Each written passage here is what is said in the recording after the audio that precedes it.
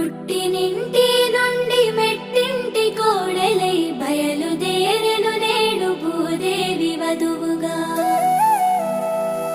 కోదండరామయ్య కౌగిళ్ళు చేరగా తనువంత మురిసేను సీతమ్మ తల్లిగా.